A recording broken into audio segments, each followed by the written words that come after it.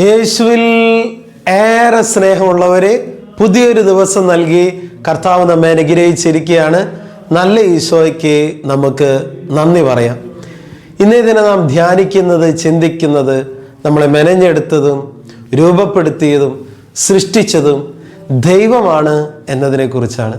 പലരുടെ ജീവിതത്തിൽ ഈ ലോകത്തിൽ ജീവിക്കുമ്പോൾ പിന്നീട് ദൈവത്തിൽ നിന്ന് ശ്രദ്ധ മാറി, സ്രഷ്ടാവായ ദൈവത്തിൽ നിന്ന് ശ്രദ്ധ മാറി ഈ ഭൂമിയിലുള്ള വ്യക്തികളെയും വസ്തുക്കളെയും സ്നേഹിക്കുന്ന അവസ്ഥയിലേക്ക് വരും. പ്രിയപ്പെട്ടവർ, നമ്മളെ ഏറ്റവും കൂടുതലായിട്ട് സ്നേഹിക്കേണ്ടത് ദൈവത്തെയാണ്. കാരണം ആ ദൈവമാണ് നമ്മളെ രൂപപ്പെടുത്തിയത്, ആ ദൈവമാണ് നമ്മളെ മെനഞ്ഞെടുത്തത്, ആ ദൈവമാണ് നമ്മളെ സൃഷ്ടിച്ചത്.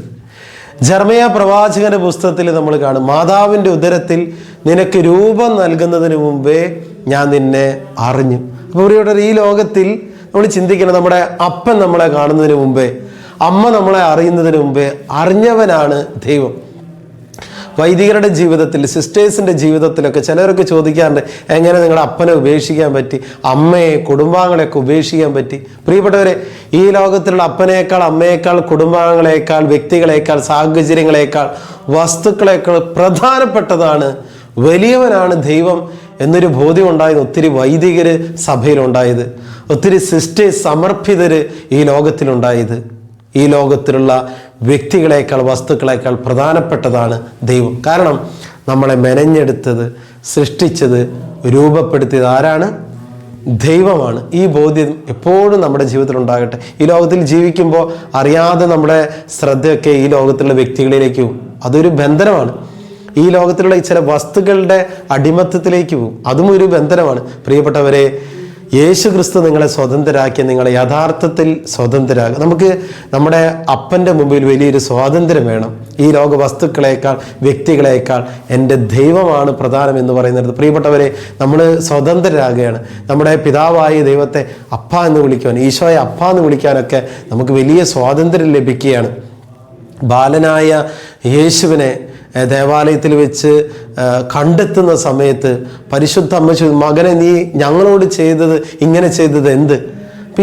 ബാലനായ ഈശോ പറയുന്നൊരു മറുപടിയുണ്ട്, ഞാൻ എൻ്റെ പിതാവിൻ്റെ കാര്യത്തിൽ വ്യാപൃതനായിരിക്കേണ്ടതാണെന്ന് നിങ്ങൾ അറിയുന്നില്ലേ? ഞാൻ എൻ്റെ പിതാവിൻ്റെ കാര്യത്തിൽ. അപ്പോഴും ഈശോയ്ക്ക് ദൈവപിതാവിൻ്റെ കാര്യത്തിലാണ് കൂടുതൽ ശ്രദ്ധ. അപ്പനേക്കാൾ, അമ്മയേക്കാൾ ദൈവപിതാവാണ് വളരെ പ്രധാനപ്പെട്ടത്. എൻ്റെ പിതാവിൻ്റെ കാര്യങ്ങളിൽ ഞാൻ വ്യാപൃതനായിരിക്കേണ്ട നിങ്ങൾ അറിയുന്നില്ലേ? എന്നെ കേട്ടുകൊണ്ടിരുന്ന പ്രിയപ്പെട്ട മകനെ, മകളെ, ഈ ലോകത്തിലെ വ്യക്തികളെക്കാൾ, വസ്തുക്കളെക്കാൾ ഉപരി ദൈവത്തെ സ്നേഹിക്കുക. ദൈവത്തോടാണ് നമ്മുടെ ഏറ്റവും വലിയ കടപ്പാടുണ്ടായിരിക്കേണ്ടത്. നമ്മളെപ്പോഴും ബന്ധപ്പെട്ട് നിൽക്കുന്ന പിതാവായ ദൈവമായിട്ടാണ് ഇന്നേ ദിവസം നമുക്ക് പ്രത്യേകമായിട്ട് പ്രാർത്ഥിക്കാം. ഈ ലോകത്തിലുള്ള എല്ലാ വ്യക്തികളെക്കാൾ, വസ്തുക്കളെക്കാൾ ഉപരിയായിട്ട് ദൈവത്തെ സ്നേഹിച്ച്, ദൈവത്തെ മഹത്വപ്പെടുത്തി ജീവിക്കാനുള്ള കൃപയ്ക്ക് വേണ്ടി പ്രാർത്ഥിക്കാം. നല്ല ഈശോയെ, ഈ സന്ദേശം കേട്ടുകൊണ്ടിരിക്കുന്ന ഓരോ മക്കളെയും ആശീർവദിച്ച് അനുഗ്രഹിക്കണമേ എന്ന് പ്രാർത്ഥിക്കുന്നു. ഈ ലോകത്തിലെ വ്യക്തികളെക്കാൾ, വസ്തുക്കളെക്കാൾ എല്ലാറ്റിനുപരി ഈശോയെ സ്നേഹിച്ച് ജീവിക്കാൻ ഞങ്ങൾക്ക് കൃപ നൽകണമേ. ഈ സന്ദേശം കേട്ടുകൊണ്ടിരിക്കുന്ന ഓരോ മക്കൾക്കും അതിലുള്ള വലിയ അനുഗ്രഹം ഉണ്ടാകട്ടെ. യേശു നാമത്തിൽ അതിനായി ഇവരെ ഞാൻ ആശീർവദിച്ച് അനുഗ്രഹിക്കുന്നു, ഇപ്പോഴും എപ്പോഴും എന്നേക്കും. ആമേൻ.